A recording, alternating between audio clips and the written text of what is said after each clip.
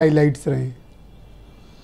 देखिए, ये जो उत्तर प्रदेश है, बिहार है, बंगाल है, पंजाब है, दिल्ली है, ये इलाके ही इंडिया गठबंधन की सबसे बड़ी ताकत के तौर पर दिखाई पड़ते हैं उनको।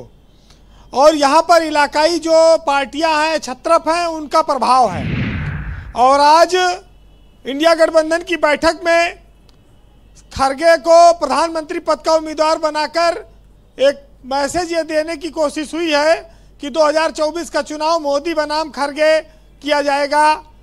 लेकिन खरगे दक्षिण भारत से आते हैं, हिंदी पे उनकी उतनी अच्छी पकड़ नहीं है। बस ये है कि वो दलित हैं और इसका फ़ायदा वो चुनाव में ले सकती है। ब्रजेश जी, ये जो बैठक हुई, ये बैठकें बड़ी मशक्क़त के बाद हुई, क्योंकि विपक्ष आपस में नॉर्मल नहीं था। 3 राज्यों में बीजेपी की जो जीत हुई, कांग्रेस की हार हुई, वहाँ पर अब मध्य प्रदेश में उसमें लेकर तमाम मतभेद उभरे। अब आज खरगे के नाम के बाद ये साफ हो गया कि अब नीतीश कुमार के चांसेस नहीं हैं। तो अब वो कितनी देर टिकेंगे आगे, ये एक महत्वपूर्ण समय होगा। लेकिन कांग्रेस का रोल सबसे बड़ा हो जाता है, वो सबसे बड़े भाई की भूमिका में है, क्योंकि वो पूरे देश की पार्टी है। अब वो अपने अपने जो उनके प्रभावशाली दल हैं उनके साथ वो सीट शेयरिंग कैसे करेगी, ये उनको देखना होगा। क्योंकि कांग्रेस ने जो छोटापन दिखाया, जो उनके नेताओं ने अपने साथियों के लिए बयान दिया मध्य प्रदेश के चुनाव में, उससे उनका बहुत नुकसान हो चुका है। और ये उनको मालूम करना होगा जब वो धरातल पर आएंगे। तो ये सब जनता के सामने बिखरे हुए दिख रहे थे। आज ये बैठक में बैठे बस इतने हैं। जो ये राज्य मैंने बताया आपको, लगभग यहाँ 150 से ज़्यादा लोकसभा की सीटें हैं जो प्रभावित करेंगी। इसमें उत्तर प्रदेश बीजेपी की बहुत बड़ी ताकत है। अखिलेश यादव यहाँ पर कांग्रेस को 30 सीट दे पाएंगे कि नहीं, जैसा कि वो एक क्लास की सीटों पर अपना दावा कर रही है, ये एक बड़ी बात देखने को मिलेगी। एक चर्चा आज ये आई, प्रोफेसर राम गोपाल ने भी कहा कि कांग्रेस 2 तरफा खेल रही है। एक तरफ वो इंडिया गठबंधन की बात करती है, दूसरी तरफ एक कमेटी उसने बनाई है जो ये रिपोर्ट देगी कि मायावती के साथ गठबंधन करने पर क्या लाभ हो सकता है। और प्रियंका गांधी को अगर रायबरेली से या मुरादाबाद से चुनाव लड़ाया जाए तो क्या स्थिति होगी, राहुल के चुनाव लड़ने पर क्या स्थिति होगी, इस पर रिपोर्ट मांगी गई। तो ये 2 तरफा बातें आई, लेकिन इस पर कुछ खंडन भी आया है।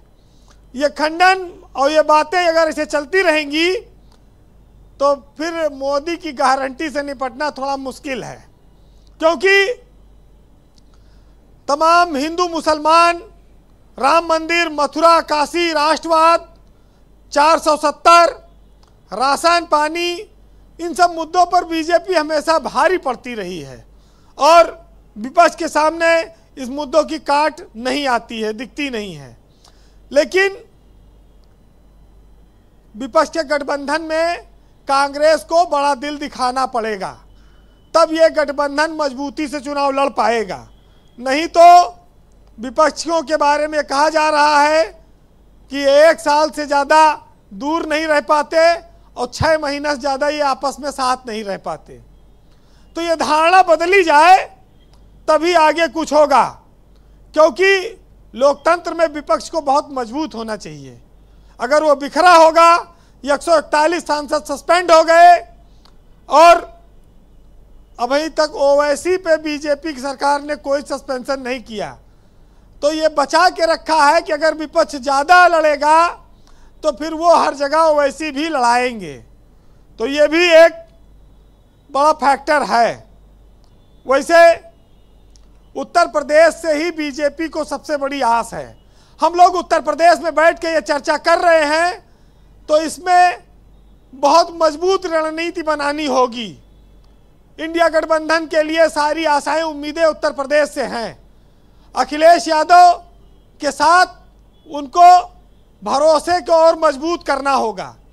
आज की ये बैठक तो हमें लगता है कि काफ़ी मान मनौवल के बाद हुई। अब अगली बैठक उसके पहले ये जो सीटों का शेयरिंग अगर हो जाएगा तब तो कोई फायदा है। जी वीरेंद्र जी। बहरहाल जो गठबंधन हुआ है, जो अपने अपने दावे हैं उस पर सुनिएगा कि आजकल तो ये मरज भी है दिले नासाद को कि शेर कहने से ज़्यादा मांगता है दाद को, और हाथ में कासा लिए दर दर भटकता है मगर, और सबसे कहता है कि ठोकर मार दी है इमदाद को, और आपने ऊंची इमारत को निहारा है सदा, और देखना है सच तो देखिए बुनियाद को। बहुत शुक्रिया वीरेंद्र जी, बहुत बहुत धन्यवाद ग्राउंड जीरो से अपने इनपुट और फीडबैक, अपने ऑब्जर्वेशंस हमें उपलब्ध कराने के लिए। बहन भाइयों, इस पर चर्चा को आगे बढ़ाएंगे। समाजवादी पार्टी के प्रवक्ता दीपक रंजन मेरे साथ मौजूद हैं।